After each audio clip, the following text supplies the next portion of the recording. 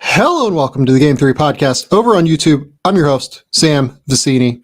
Today, we're going to break down Alex Sarr of the Perth Wildcats, 7'1", big man out of France, who decided to go to OTE and then do the Next Stars program over in Australia. He has been tremendous, and he has been the biggest riser of the 2024 NBA draft cycle thus far. If you talk to scouts, they are really enthused about what they have seen from him, to the point where in a draft that has a lot of potential different outcomes here, he is seen as somebody that could be in the conversation to go number one by the end of the year. I think teams are certainly looking at a number of different options in that respect, given that there is no Victor Wembanyama in this class today. We're going to break down tape from games that happened about a month ago when the Perth Wildcats went over to Las Vegas to play the G League Ignite, and a couple of other potential candidates for the number one overall pick. Ron Holland, Modest Bazelis, Izzy Almanza is another potential first-round pick there. Tyler Smith is another potential first-round pick there. London Johnson is a 2024 NBA draft prospect. There are a few others on that team that really gave Sarr a chance to play and showcase himself against the competition that he will be going up against in the 2024 NBA draft, and he thrived in those games. He averaged 21.5 points, 8.5 rebounds, 6 blocks, 2 assists, was absolutely terrific, and was the guy that scouts, I think, came away most impressed with within that 2-game sample, at least. It's a long season, but scouts were very excited by what they saw with Alex Sarr. Since then, Sarr has played 3 regular season games for the Perth Wildcats. He also played a few more preseason games. But in those 3 regular season games, he's averaged 12 points, shot 71% from the field, 4.3 rebounds. We'll talk about the rebounding throughout this video. 1 assist, 1.3 blocks, 1 turnover per game. He's been really tremendous. And if you know anything about the NBL, it is typically a very difficult league for young players that are 19 years old to come in and make an impact. Guys like Josh Giddey, LaMelo Ball, their teams struggled even as they had tremendous personal success. Sarr, at least to this point, has had real personal success, and also Perth has had real team success, in part due to his real contributions. So let's dive into the tape. Let's talk about what makes Alex Sarr a potential 2024 NBA draft number one overall pick. Okay.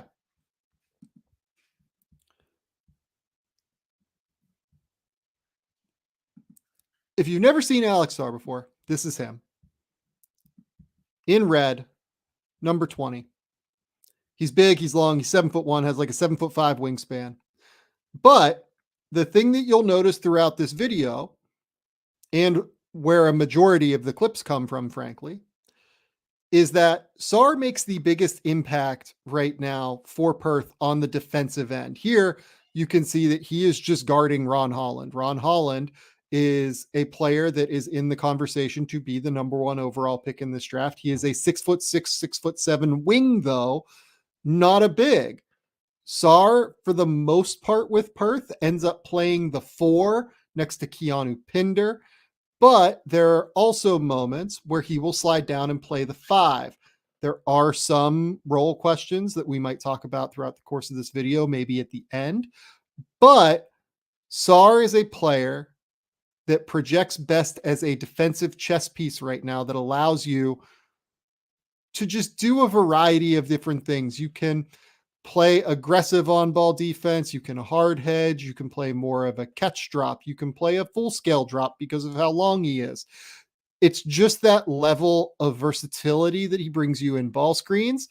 You can also switch, which shouldn't come as a surprise, given that they're having him guard a wing just straight up in the first possession of the game, the 11-minute mark here of the first quarter for Perth. Finally, the thing that is actually most impressive is what we're going to look at in this clip here. It's Sarr's scramble help instincts. He's just a havoc creator on this end. So the way that we'll go through these clips is I'll show you the whole clip to start, kind of talk through it, and then we might break it down a little bit more after we see it. So here, what you're going to see with Sarr is he's going to cut off this dribble handoff from John Jenkins. They're going to throw the ball down to Eric Mika here in a post up. And Sarr's going to recognize how much time is left on the shot clock. He's going to go help. And then he's going to go grab this contested rebound, which I think is a really, really good sign for him that he was able to go grab this rebound. But what are the important pieces of this play here? So first, you're going to see Sarr. He's going to do a good job. He's going to cut off the angle here for Jenkins. Bryce Cotton does a pretty good job staying in front of him as is, but Jenkins still has a front foot to attack here, as you can see with Cotton's front foot being just a little bit off there. If Sarr isn't there, there is a chance I think Jenkins would be able to at least get to the third level, but Sarr is at the foul line. He's ready to help. He helps. And now cuts through the play as Ron Holland kind of 45 cuts through the play as well. Mika's going to come down here. And again, what you're going to see is Alex Sarr is going to recognize how much time is left on the shot clock here. I've been trying to figure out if he looks at it at some point or if he just has the clock in his head. I think he just has the clock in his head, frankly, but you can see it up here right as Mika is getting ready to catch this ball. He still hasn't even caught it. There's only 4 seconds left on the shot clock. And Sarr is just going to go. He's going to go right here. He's going to see that Mika is going to go baseline on this cut or on this post move here against Jesse Wagstaff. And he's going to get as big as humanly possible here. Typically, where you want to go with this if you're Mika is you want to try and find Sarr's man.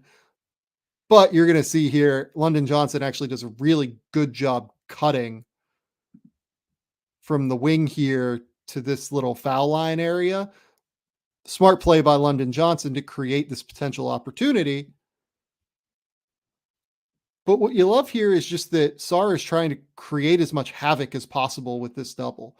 He's rushing the ignite. He's making it harder for them to get an easy shot. This could have ended up, if Sarr doesn't do this, this ends up probably as like a potential hook shot here that has a reasonable shot to go in. Mika would be in rhythm, but instead it ends up being this little rushed wrong-footed floater. And then he goes up, high points the ball, goes to get it out of his area. These are the places where I think Sarr is actually quite good as a rebounder, going to high point the ball out of his area and then bringing it down, trying to find an outlet pass. We'll talk about some of the ways that I think some of the stronger guys, some of the longer guys can maybe kind of wedge him underneath the rim a little bit too easily throughout this video. But I actually quite like his contested rebounding out of area for the most part. So he grabs the rebound. He goes. Bryce Cotton leads the break. This one, Sarr is here. He's the trailer man. Still guarding Ron Holland. We're about 2 minutes into this game now. And what you're just going to see here are just scramble switches everywhere. He's going to make an awesome scramble rotation here onto Mika. Mika really should probably just be hitting this cross corner look to Ron Holland. It's not like the easiest pass in the world because Ty Webster could come down from the top of the key here to try and cut off that angle. But Sarr does a great job of getting big, staying big, and making it so that Mika does not have an easy opportunity at the basket here. I just love the instinct here. A lot of the time, what Perth has done throughout the course of this season is they've typically had the low man rotate, but because Sarr is so far off, I think he just recognizes that this is probably a better move for him to go and scramble onto the big who is going to be posting up, as opposed to Jordan Usher, who actually does a pretty good job typically playing this little 2-man game here on the weak side, where both Holland and Modis are pretty comfortable shooters. And if Mika is actually capable of making this cross corner kick or cross wing kick, which he should be, Usher is probably going to be the better defender that you want guarding that 1-on-2 scenario defensively. The rotation here typically would be Usher. If Mika was to make this pass here to Holland, which he should, you would typically see Usher rotate up, and then Alex Sarr,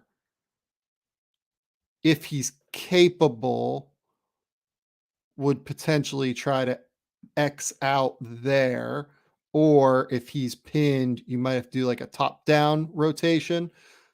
But given that Wagstaff here is trying to recover onto Mika, the expectation would be that the X out would come from Sarr recovering back after this help rotation onto the post player. So you'd have the X out up to the wing from Usher, the X out back to the corner here onto Modest. It's a complicated rotation, but Sarge does a good job getting big, staying as big as possible here. Modest, you're going to see throughout the course of this game, he kind of catches Jordan Usher a few times on these back cuts. This is what makes Modest such an interesting prospect himself. He goes up, and I actually like what Modest does here as well. I just want to point out because Modest played okay in these games. He didn't play awesome, but I like some of the little things he did. Beats Jordan Usher on this cut. Really, he's the one that kind of creates this play the entire way for the Ignite. Modest is going to make this sharp cut here from the corner. He's going to get the ball from Eric Mika. And then I also just love the way that he's going to go and find John Jenkins here and then just set this little moving screen essentially is what it is. But it's really hard to call that. I really, really like what Modest was able to do there. Next up here, let's dive in and take a look. About 2 minutes left in the second quarter. Again, we'll let it play through. Sarr is going to be this guy here.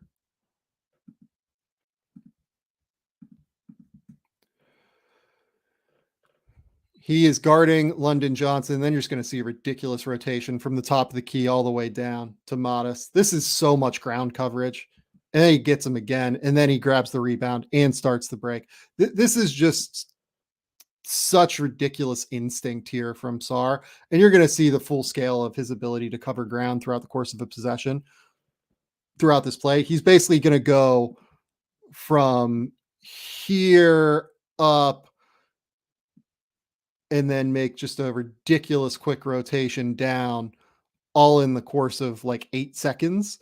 And he's going to do it efficiently. He's going to do it with so much ease that it's ridiculous. So here, Almanza going to find again Modest catching Jordan Usher with this cut here, really sharp by Modest. And you can already see that Sarr has recognized that Usher has gotten beat backdoor. You can kind of see the point where he notices it is after he goes for this little side swipe on Almanza. He's looking back that way. And you can see the moment where he recognizes right here. Look at his head. His eyes are in the corner. He's seeing Modest cut back door here. And he's going to go up and he's going to catch. Modest is a big dude. He's athletic. He actually gets a chance to load up here as well. Sarr just absolutely catches him. This is like a special anticipatory rotation. This is not easy stuff for any teenage big to recognize. Again, you're just going to see him notice immediately that Modest has caught Usher back door, and then he's going to get big. He's going to stay big. He's going to grab the rebound, and he's going to start the break. An awesome, awesome defensive possession there from Alex Sarr. The kind of anticipatory instincts that you love to see from a teenager that's going to be a defense-first player. Again, Sarr right here, we're going to see the Ignite run like a little horn set here. They're going to throw the ball in to Ron Holland. And this is where we just get to see how special Sarr's athletic ability is in space to get that block. He ends up getting caught a little bit too high up the court going for the rebound, but it's a scramble situation where everybody's going for a loose ball. It's going to happen from time to time. The special thing about this play here is just he's able to be this tight on Ron Holland. He's giving him no space. Holland is a guy that actually has a real first step. He is an athletic 6'6" wing who you should anticipate to be able to beat a big off the dribble or to be able to decelerate, stop, and send that big flying. Now, what you're going to see whenever he tries to do that, Sarr is going to open his hips. It's very hard for bigs to be able to open their hips like that off of a jab step. He's going to be able to open his hips, and then he's going to be able to stop right here. That is not a lot of separation for Ron Holland to have created. And I don't even think it's a bad play by Holland. It's just that we're talking what? Ron Holland's front foot is probably 13 feet away from the rim. Alex Sarr, his front foot is, let's call it 8 feet away from the rim, maybe. It's like 5 feet of separation there. That's just not a lot. Look at how close Sarr is already to being able to block this shot with his hand when Holland is just getting the ball into his shooting pocket. There's just not a lot of space here for Holland. And I don't even think he, had a bad move. Typically against bigs, you would expect that space would be created with such a deceleration move, but Sarr's quickness, his fluidity athletically, his ability to stop, not just start moving his feet, and his ability to shift his hips is absolutely ridiculous for somebody that is 7'1" with a 7'5" wingspan with this kind. It's just very, very difficult to really get any separation from him. And as we saw before, ends in a block shot. You probably don't want him to get this high up the court. But look, scramble situation, we'll let things go. This clip here is going to be the best look at Alex Sarr's shooting mechanics that I think I've gotten a chance to see so far, just in terms of the way that they kind of operate and have some flaws while also showcasing that he has very real balance and touch. So just from a mechanical perspective here, perfect camera view into what we're going to look at here. So first you're going to see, the knee is going to go inward underneath him. A lot of guys use that for some lower body strength generation. I tend not to be as worried about it as some evaluators are. I think that most of the time, a lot of younger guys tend to do it just because they don't have as strong of a lower half. And I think that you can fix it. But Sarr does currently utilize it in order. It's called like a knee valgus. Like you're looking at just trying to generate a little bit more power through the shot. The second piece here, I want you to notice where his natural shooting pocket is. It's actually a little bit off to the side of his head, as opposed to just being in front of his forehead. It's actually a little bit more pronounced when you watch it in person. It does feel like it's a little bit off to the right.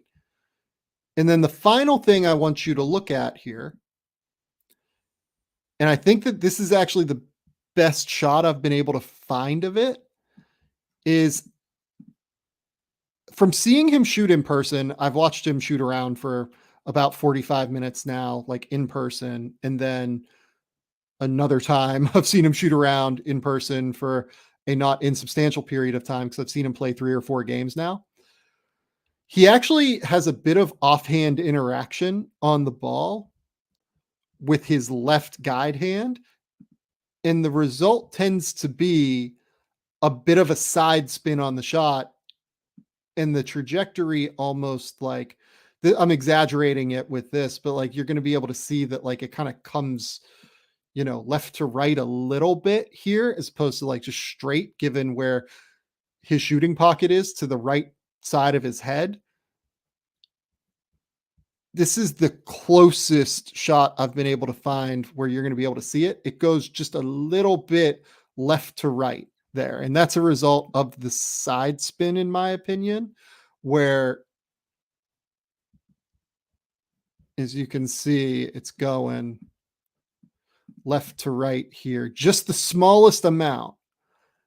And to me, that leads to potential shooting inconsistency. Like right now, he's shooting like 60% from three on 2 3-point attempts per game in the NBL through 3 games. I'm kind of anticipating that we see a little bit of a drop off throughout the course, or maybe some stretches of inconsistency. Maybe right now it's falling, so you don't want to mess with it too much. But as you move back to the NBA 3-point line, these very small mechanical flaws can actually become bigger problems. And I worry a little bit that he just needs to get with a trainer and just work out having a little bit too much offhand interaction on the shot. That guide hand, I think, is just a little bit too involved. So again, you're just going to see here. The good news is that he has the ability to get his feet up under him off of slight relocation movement. He has the ability to get himself balanced. And then I actually really also like the trajectory of the shot with how he gets his right elbow underneath the ball. And I think it leads to a really, really pretty looking shot when you're looking at it from afar. I think that he just needs to kind of work on that offhand interaction. And I think that's something that'll come throughout the course of his career. This is going to be 8:30. I think it's literally the next possession down the court. And this is, again, just classic Alex Sarr kind of rotating defensively across the court. This is going to be Sarr here. And you're just going to see, I believe, an awesome weak side rim rotation.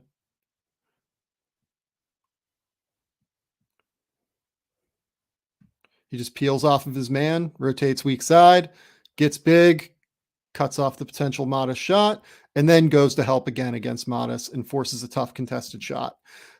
These Ignite games had absolutely disastrous camera work. It's not asking a lot, in my opinion, to just, please, for the love of God, keep the camera static so we can watch these games. But I think that this possession just gives you full understanding of how smart he is. He's going to help down here. Then he's going to go back out to Mika, close out, under control. And I love the way that you're going to see him recognize that Ty Webster gets beat here. You can already see he's looking. He sees what has happened here. He doesn't panic. He just gets ready, opens his hips, flips his hips. Again, really fluid hips that allow him to do that. I love here how he seals off Eric Mika, makes it so that Mika is not a drop-off option for the driving guard. He also makes it so that he has an immediate lane to be able to rotate this way as a rim protector. If Modest, who again has caught a backside defender not paying attention on a back cut, he has an easy lane to rotate there if necessary too. He blocks that one, gets big right in front of Modest again. It's just really, really sharp, just super simple, easy. His positioning is typically quite sound around the basket. And then here, just another scramble rotation, a really, really sharp scramble rotation just to end the possession, right? He peels off of Mika, recognizing that Usher is there as the tagger already. Now, what you'd like to see is Eric Mika seal off, I believe that's Jordan Usher, and you'd love to see Modest be able to understand that Eric Mika is there, or to be able to take advantage of this little 2-on-1. This is not Modest Buzelis breakdown time. This is Alex Sarr breakdown time, but that's going to be the growth in Modest's game, is recognizing that he has a 2-on-1 on the backside. Having said that, there's only 1.2 left on the shot clock, so he probably feels like he has to get the ball up. I get that. I'm not going to fault him for it. The late contest is there, though, from Sarr, and here we go. So we're going to get into the second game now. And this was just Sarr's beautiful game. We're going to go 4 minutes into the first quarter here. We're going to see him. He's up there. They get into essentially just a little pick and pop set from Bryce Cotton here. And you're going to get to see him knock down a shot again. You can kind of see here as well that it's not fully in rhythm. He has like a bit of an exaggerated like follow through there, and it looks like the weight transfer is just very slightly off from time to time. It's not always. He kind of extends that ball out and shoots it out as opposed to up on this one. Uh, but the ball falls. He just kind of has a natural touch that I think as he continues to grow and mature and get older, he's really going to knock down shots, in my opinion. Like, I expect that shooting isn't really going to be an issue for him as he gets to be 22, 23, 24, which is really what you'd be drafting him for at the top of the draft. So here, Sarr, just in case you can't see him, he's kind of behind. I believe that might be Tyler. No, it's not Tyler. That might be Tyler Smith there, but there he is. He's in white now. And again, you're going to get this terrible camera angle, but the reason I pulled this one is because you're going to see Izzy Almansa. This is a moment where Sarr just really needs to put a body on him and get lower and just kind of try to carve him out here. And instead, he kind of just stays big and doesn't really get low. Almansa just kind of like keeps, happily shoving him under. He ends up getting a tip on it.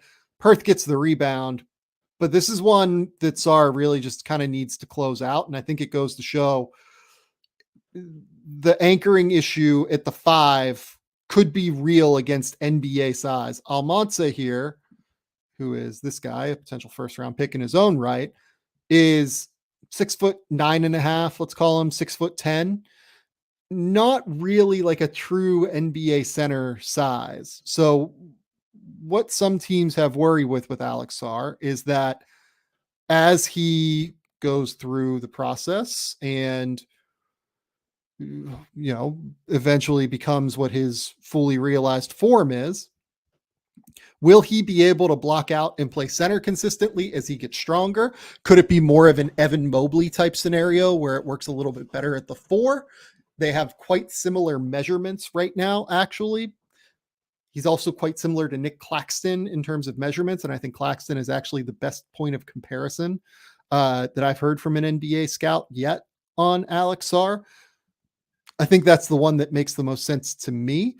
And Nick Claxton was, in my opinion, one of the 5 best defenders in the NBA last season, so that's not a slight. And if Sarr can be like a Nick Claxton that shoots, that's like a really ridiculously valuable player. But that's where the improvement's going to have to come. And there are going to be a couple more examples throughout this game of guys just kind of wedging him underneath that restricted area a little bit too far and being able to create offensive rebounding opportunities. Next up, this is again another example of him just kind of getting wedged too far underneath. He ends up getting the rebound after the Keanu Pinder tip here. But you're going to see he's going to be in transition. He's putting himself in a reasonable position to get this rebound, but he just kind of gets wedged all the way under there. As you can see, this is him on the backside of the play.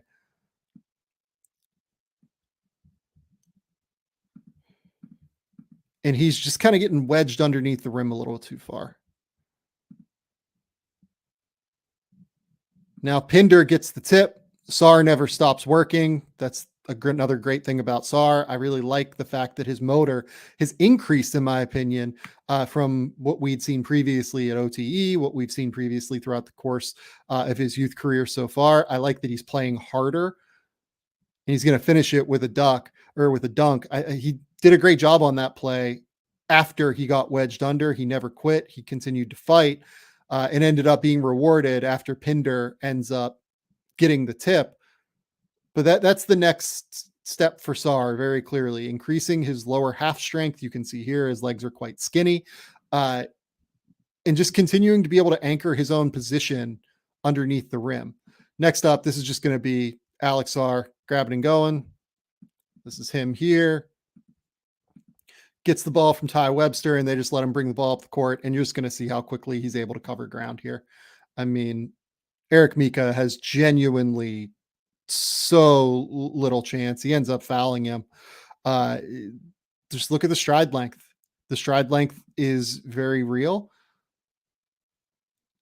Now, where I think Evan Mobley comparatively is a little bit better than Alex Sarr at this point offensively, beyond a few different places. Evan is just like a very real, uh, third or fourth option offensively for an NBA team right now. I think Evan plays with better bend. You can see Alex here on this step.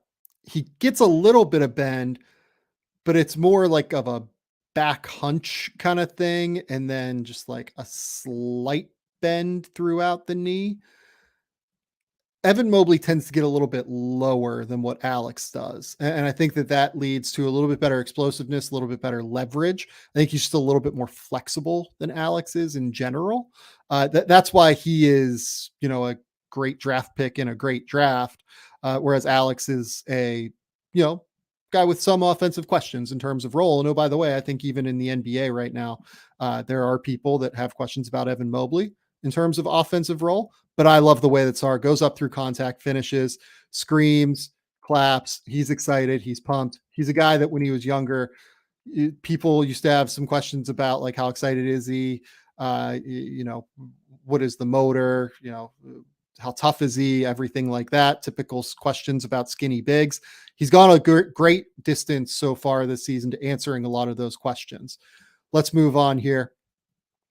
Next play, Sarr. He's this guy here guarding Izzy Almansa in white. And we'll just let this run through.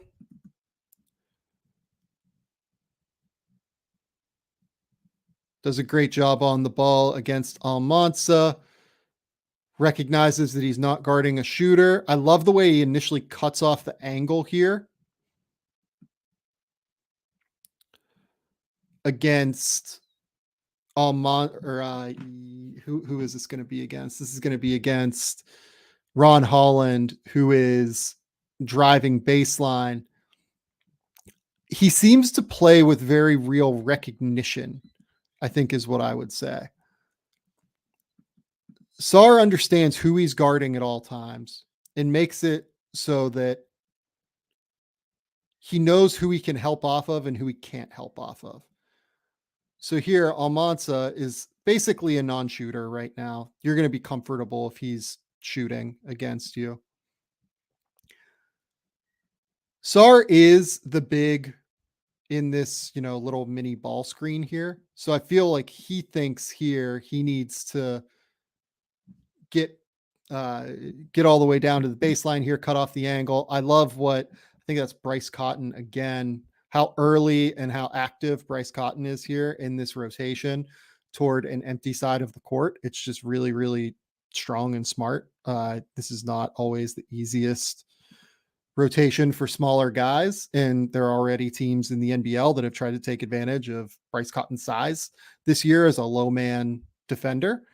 I just love how early and aggressive he is making this rotation, but I love how Alex rotates as well as the big defender in this ball screen, and he never really stops. The big thing I wanted to point out here is I think Sarr recognizes who the shooter is in this cross wing action. And then additionally, he's trying to cut off the angle here to London Johnson as well, just for a little dump off. The pass he wants is to Almansa, because he can recover out to Almansa, and he recognized that Almansa is not the great shooter that John Jenkins is cross wing. You can see here, Ron Holland is looking that way. Like he's looking kind of over here. And you can see that I think Sarr sees that as well. He gets his hands up immediately as Holland goes to throw this pass, making it so there's essentially just this wall here that Holland can't get through unless he pump fakes the pass, which he does, and gets it through him.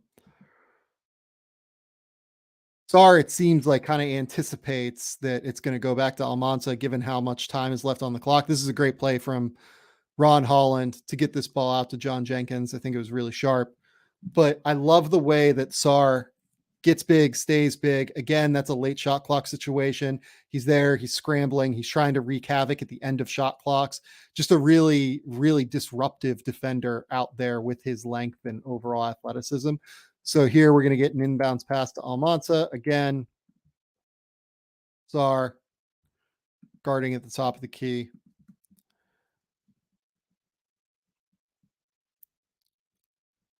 This is one where this isn't, in my opinion, Alex Sarr's fault.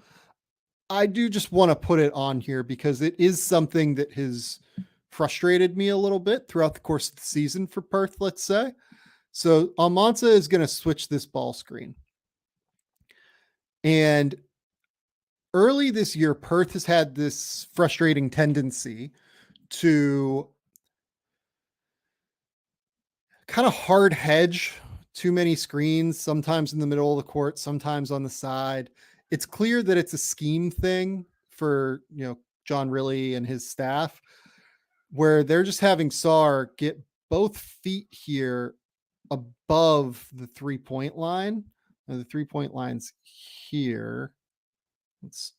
That in both of his feet here are above the 3-point line.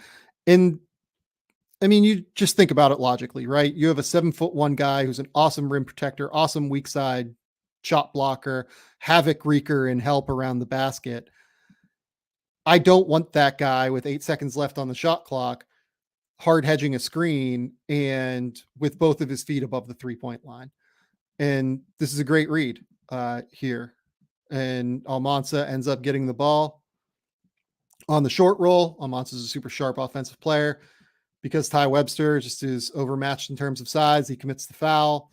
And that's just one of those things where, to me, in my opinion, I think Perth would be a little bit better served playing this more as like a catch drop. Like if you want to drop, you can play, more of a soft drop, maybe with his feet in this circumstance, slightly like there, as opposed to all the way up here, which is where they're going to get.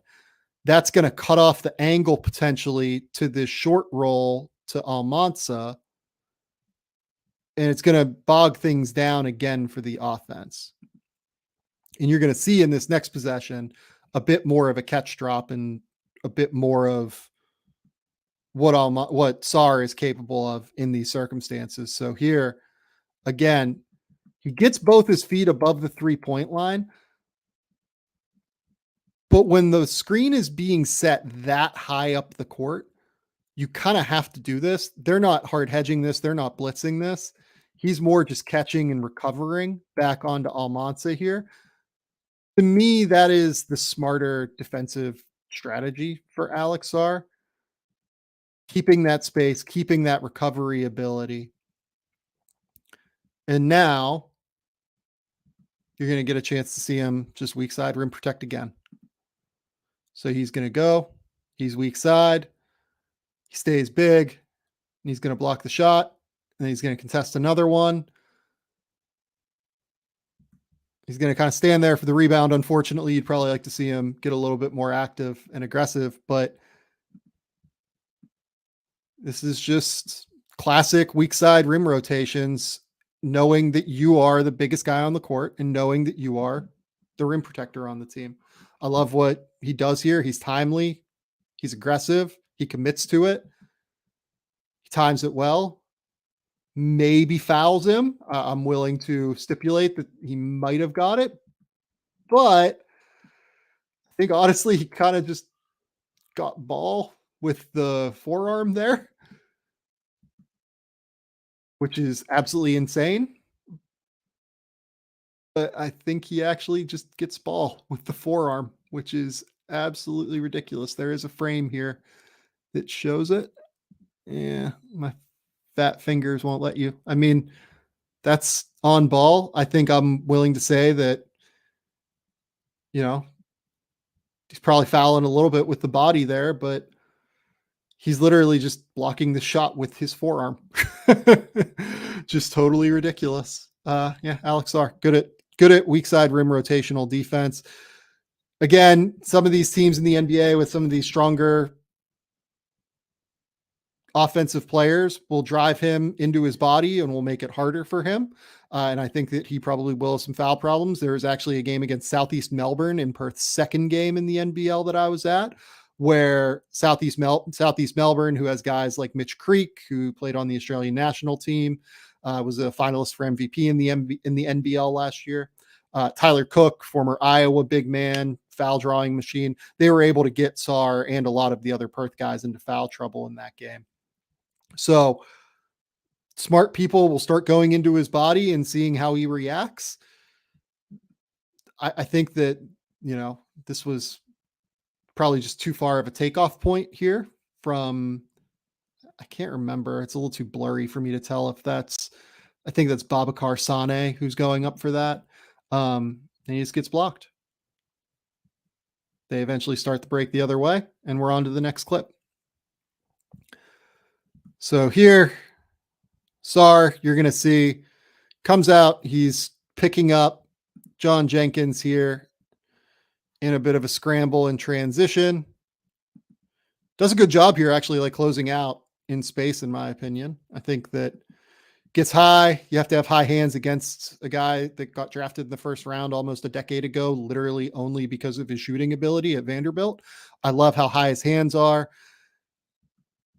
Turns, sees where the ball is, and you can just already see where this is going. Jenkins back cuts him. This, for what it's worth, this is at the end of, a little run of play here where Sarr had been quite good. Closes out on time, kind of turns, falls asleep a little bit. It's going to happen to a young guy. John Jenkins is a great mover without the ball. But this happened a couple of times throughout the course of these Ignite games, and he's just going to have to be a little bit more cognizant of these smaller guys when he picks them up in transition, that they might catch him in those moments. So here, you're going to see a screen, you're going to see a pick and pop and a drive. And this is just, to me, the most impressive offensive thing straight up that Alex Sarr did throughout the course of these two games. This is ridiculous. This, for a 7'1" guy with a 7'5" wingspan, is absolutely ridiculous. He's going to catch. He's going to kind of throw up a little mini pump fake, a little hesitation, and then he's going to cross over before even taking a step and put the ball down. He's going to put it between his legs. He's going to spin back. He's going to up and under Modest. And he's going to absolutely put him through the ringer. This is an absurd set of moves for somebody who is 7'1". Guys who are 7'1" do not have the hip flexibility. They do not have the overall flexibility to do this. They don't have the bend. This is, look at how much bend he gets here. We talked about bend earlier in this clip in comparison to Evan Mobley. This is what Alex Sarr is capable of when he actually plays with real bend. Look at how low he is. His ass is basically at the level of Modest's knee, and he is fully in control of all of his movements. Alex Sarr has very real on-ball potential. It's just not quite there yet. He needs to continue to get a little bit more consistent as a ball handler. He turns it over a little bit too often, tries to get moving a little bit too quickly from time to time. I think I might have grabbed one of those clips in this set of highlights, but this is just absolutely ridiculous. And then the wherewithal to get the up and under. I mean, let's just watch it one more time just for fun. This is the offensive upside of Alex Sarr. Forget the shooting. Like, I think he's going to shoot at some point. If he can do stuff like this is definitely a 4-man, and this is like a real threat as a 4-man to be a creator in the way that you need a defense first 4-man to be, just as far as he has to be comfortable with the ball in his hands. I don't really think that Alex Sarr at the NBA level is going to be a great shot creator, but if he can attack heavy closeouts like this and has the threat of his jump shot to rely upon, this is where he's able to play as a really excellent, solid, strong 4-man that gives you an immense amount of defensive flexibility if you really want to play a too big structure defensively, because that's the name of the game in today's NBA, is having as much court coverage defensively as you possibly can, while also being able to protect the rim. Having Alex Sarr out there who can cover the court with his mobility, which will show, in my opinion, my favorite defensive clip of his coming up here momentarily, due to the court coverage, and then also the weak side rim protection. It's just such a big marginal advantage to have somebody like Alex Sarr out there if he can make it work offensively to where he's not a liability. These are the clips, these are the reps, these are the flashes that make you think long term he might not be that on offense from a ball handling, playmaking perspective. There's a ways to go still, but my God, I mean, just watch him put Madison through the ringer here. Like, it is absolutely ridiculous for someone this big to put the ball between his legs, throw down a pound dribble, get real bend, spin back, go up and under. It's exceptionally hard to do that for somebody that size. There's a reason that you don't see many bigs do that. Next up, Sarr has the ball on the wing here. This is against Eric Mika. He's going to put it between his legs. Notice, that last clip was at the 7:30 mark of the third. I think he went to the bench near the end of the third. Now we're into the 11-minute mark of the fourth. Perth is still winning this game. He's going to kick it out, and he's going to set a screen. This is where we're going to get into the short roll portion of the game for Alex Sarr, which is a critical role for him if he's going to play the 5 in the NBA ever, to be able to be that release valve. Now here he short rolls in Ben Henshaw. I believe that's Henshaw. He's going to throw a pass more all the way toward the rim because that's what the passing angle dictated for him here. Look, I get that he gets triple teamed. I get that Ron Holland is a real athlete rotating in here from the weak side corner. This is Ron Holland here. But this is one that you just got to finish. You're 7'1". You got to load up and you got to do something there. You can't get blocked by Ron Holland in that circumstance. Ron Holland's a great athlete. As you can see here, like, Ron does a good job of high pointing this ball. It's an excellent defensive clip from Ron Holland. I also think if you're Sarr, maybe it's an up fake here. Maybe it is a kick out here to the corner if you really don't feel comfortable going 1-on-3, but you're 7'1", man. You either got to pump fake this and finish, or you got to hit the kick out. These are the things where Sarr is going to continue to grow. The short roll section here is a bit of a mixed bag. They utilized it quite a bit in the fourth quarter of this game, as we'll go through the clips here. This is one that you either got to finish or you got to hit the corner kick out here.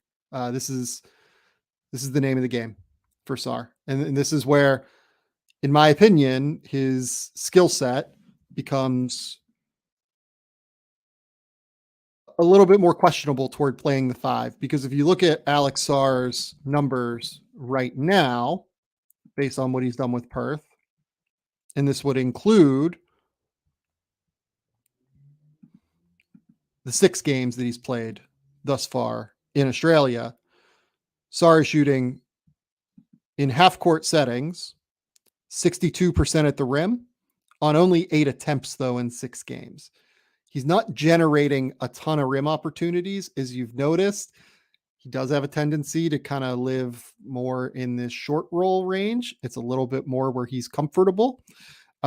Finishing around the rim, generating looks at the rim. It's going to be a critical aspect of him being able to play the 5 moving forward.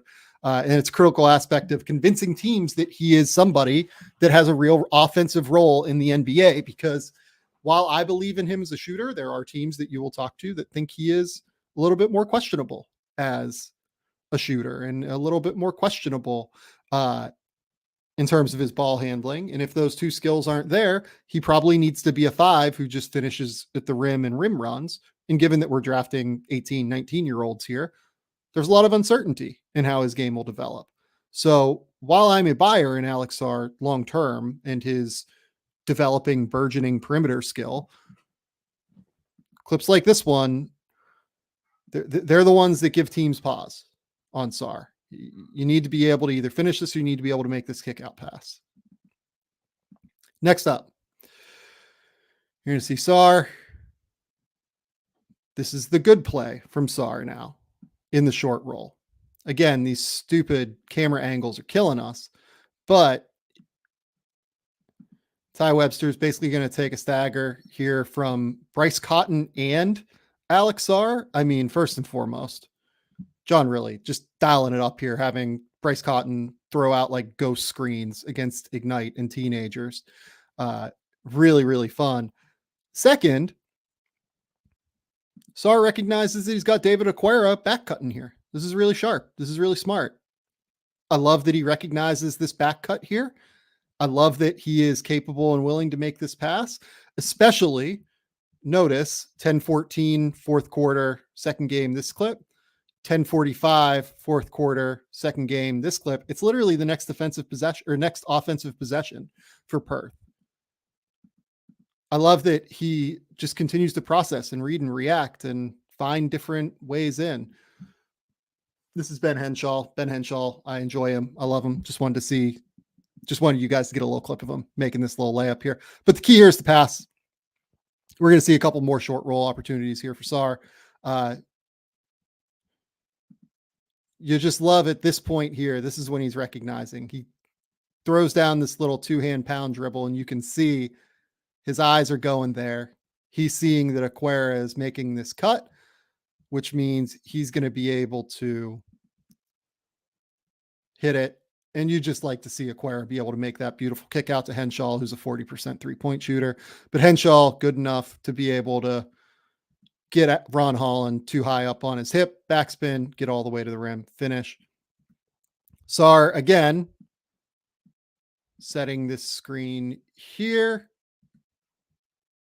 Very high up the court with Eric Mika. He's going to pick and pop this time. He gets hit with a travel against Modis here. And as you can see, he catches left foot not planted, right foot planted, then just kind of dances the puppies a little bit, right? There's one step, two step, and kind of dances a little bit. Gets a little bit ahead of himself from time to time. Just a little bit ahead of himself as a ball handler from time to time. That's where the improvement is going to come. That's where you're going to see Alex Sarr get much better in a hurry, in my opinion, once that comes. So here, Sarr, we're going to see him set this little dribble handoff screen. Going to go to the corner. And then he's going to back cut Eric Mika and finish.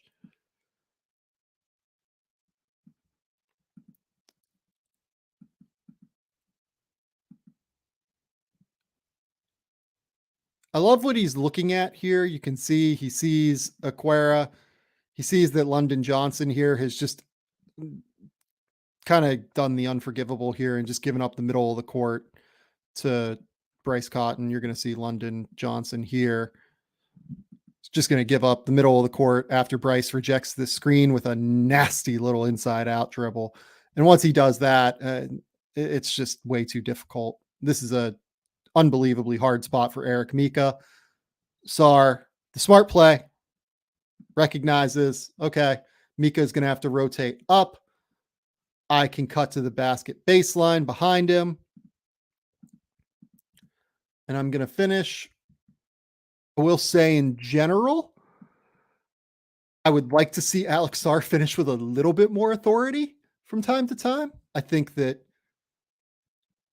there is room for him to improve his kind of takeoff point. Like, look at how far. Why is he taking off underneath the rim here? I'm not totally sure why. Not totally sure why his route was that way. I think that he could stand to improve his footwork there, just on those back cut scenarios like that. Got a little bit too close to the baseline and end up kind of stopping the power generation. And as he's going up toward the rim, he almost kind of takes a looping like angle like this toward the rim. It works. He scores. He's one of, I think he had 27 in this game. He was awesome in this game. Just the small details, though, that have room for improvement. Next up, another one, another screen, another short roll here.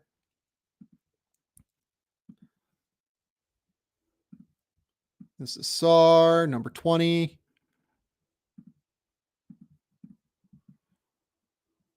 Flips the screen beautifully for Jordan Usher. Usher's going to hit him with an awesome pocket pass, and then we're going to see him finish with some authority. Again, though, more of a long jumper than like a high jumper here, where he's going to be able to high point the ball way above the rim and catch lobs and everything. That's the real concern around the basket. How high does Sarr get? Can he finish over the top of people? And then additionally, we're still learning what the touch looks like around the rim as well. This one here, he recognizes the wide open lane. I love how heavy of a head of steam he allows himself to get. I believe that here you're going to see he's going to take a little peek right here. It kind of what's in front of him. I know that it looks like he's looking backward, but it feels like he has the peripheral vision to see Almanza is going to have to go that way. Modest is going to be going over the top. He feels it, and he's going to be able to build up just this little head of steam here where there's a wide open lane. Just a wide open ocean of space here. I mean, this is so much space here for Alex Sarr to be able to finish.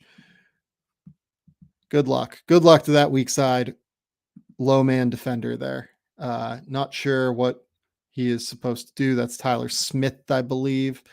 Tyler Smith, not the most active weak side rim rotator under the best of circumstances, but that was one where he had no chance. Next one now, Sarr defending Almanza top of the key. I believe this is the super fun one where we're going to see all the ground coverage from Sarr. 4 minutes left in the fourth.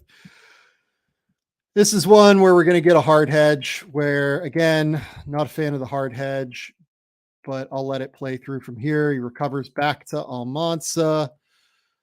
He's going to rotate, block this shot at the rim. I mean, this is just so much ground coverage. Like, he's here at the top of the key. He's hard hedging all the way out to like halfway between half court and the 3-point line. He's running back. Great job here. I want to call out by both Jordan Usher, who is here, and David Aquera, who is here. Look at the way that they have to cover for Alex Sarr onto Izzy Almanza while Alex Sarr recovers into this play. And this is a prime example of why I frankly just don't love this high hard hedge defensive scheme against professional basketball players. So Usher has to be here tagging. He does a great job, just the quick tag and then recover out to Modest. And Aquera is here covering onto Izzy. There are just a lot of moving pieces that allow for breakdowns in a defense like this. And again, just the natural ideal of what you have in Alex Sarr, while he is capable of covering all this ground, he is 7'1" with a 7'5" wingspan and elite weak side rim protection instincts. Like, look at this. He's going to come and he's going to swat this shot from, I believe, is that Tyler Smith? I believe that is Tyler Smith. But again, it's just ground coverage. Like, he's all the way out here. He's going to come that's like a 30-foot, 33-foot rotation back into the play. And then he's going to come here for this block. It's just such ridiculous ground coverage throughout the course of this play. He's going to recover back. And he's going to be available to block the shot. And then he's going to contest again. I like another just small thing here. If you notice on a lot of these secondary contests, Sarr just understands how big he is and he keeps his feet on the ground and stays as big and straight through his core using his verticality and not letting guys go into his body and get him into foul trouble. It's the secondary contest on these ones. I think teams have shown, again, Southeast Melbourne got him into foul trouble and I believe actually fouled him out in their game. Where if you go into the body on the initial contest, you can catch him. But on this second contest, I love how big he gets. I love how strong he is, at least for somebody who is this skinny and able to contest this without fouling through his core. It's just really, really excellent work to use your verticality there, knowing that the offensive player's momentum has stopped and you can just stay big in that circumstance. It's just a really good way to avoid fouls. But again, I mean, the ground coverage here, again, like he was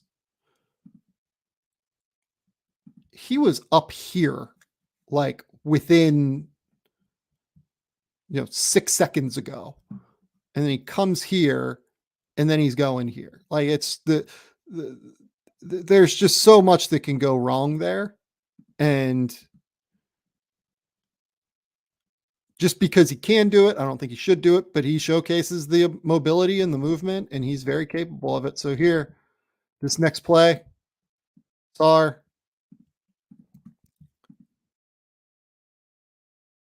gambles, gets caught. For the most part, Sarr is not really a gambler. This is one where I think his instincts got the better of him. I do like what he's capable of typically as a perimeter player, but I think his help instincts do tend to be a little bit better around the basket as opposed to out on the perimeter here. And he just gets caught, hand in the cookie jar, Holland for 3. This one's kind of simple. This is just a, slight error, over aggression. In general, I think that it seems pretty clear to me that John really is preaching like over aggression on the perimeter for Perth right now. And that's okay when you have somebody as athletic. I kind of understand why you're doing it with Sarr, but, and look, I feel like I've probably hit really a couple of times in the show. I think really is a really, really solid coach. And I do like John, but I think that this over aggression and this over aggressive defensive scheme could stand to maybe lighten up a little bit.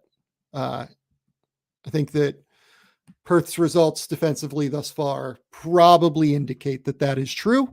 And I would expect that throughout the season, we'll see a bit of an adjustment. Sarr here defending Ron Holland again. That's a terrible circle. My God. And again, we're just seeing him in space and just absolutely swallowing up Ron Holland. This one is ridiculous because he just immediately knows when to go recovery mode here. This is such a hard spot. You have a super athlete wing coming downhill at you. And he I don't even know what to call this move from Holland. This is absolutely sick, I think.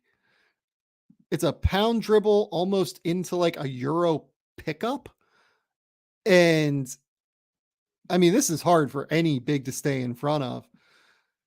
Look at how he flips his hips here. He is here and he turns all the way around just to be right there for Ron Holland. That's just like pure instinct and such ridiculous understanding of where a guy is trying to go, trying to get back to his right. Like, I don't think it's unfair to say that Alex Sarr would not have seen this move very often in his career. And he just absolutely erases it by flipping his hips. Again, there are not guys who are 7'1" who can flip their hips like this. This is absurd. This is absolutely ridiculous. Turn, flip, go, swat, off the glass, rebound, just impossibly good. This is from earlier in the game. It looks like I missed this one somehow. This is just another example here of settling in the mid-range, in my opinion, for Sarr. This is in the second quarter. I don't know what happened. I've been going in chronological order here, but Sarr, he has Eric Mika guarding him. He's going to just do that little hesitation fake there. He's going to put the ball on the ground with his left hand, comfortable dribbling with his left hand. Again, what I like here is I like how low he gets. I think he gets really, really low for what he typically does. And you can see that because of that, he ends up getting that little step on Mika, who, does, I think, it's not the best closeout in the world, but honestly, it's just a really tough ask for Mika in this circumstance. Now he decides to take this floater, and I hate this floater. I hate this shot. What Sarr is going to recognize is he either needs to get all the way to the rim here, or, and this is where the real growth is going to come, shoot this ball out to Bryce Cotton here. Bryce Cotton is a elite level shooter. This is a jump stop. Help has come. Get that ball out to Bryce Cotton. This is something like, even if Sarr ends up being awesome at this shot, this is what, maybe he makes this 50% of the time. That'd be awesome if he makes this shot 50% of the time. It's 1.0 point per shot expected, and that's under good circumstances. This shot here for Bryce Cotton, wide open corner three. Bryce is probably, let's conservatively say Bryce is making that 40% of the time. It's probably closer to 45, 48% of the time. That's going to be what, 1.35 or so points per shot, let's call it. This is where the growth is going to come. Sarr's a teenager. It's a adjustment that he will make throughout the course of his career. It's just that's where the area for growth will come for a player who has not made a ton of great passes yet this season. I think that's really the one place where it is worth being super critical. The passes have not totally come yet for him. Final play here. Sarr just finds that little short roll area. And again, this is third quarter. I don't totally know what happened here. He's out on the wing here. Recognizes that Jordan Usher is going to drive to the rim because he has open baseline. I love just how he makes himself available here. Just look, gets low, hands out right there. He's ready to catch.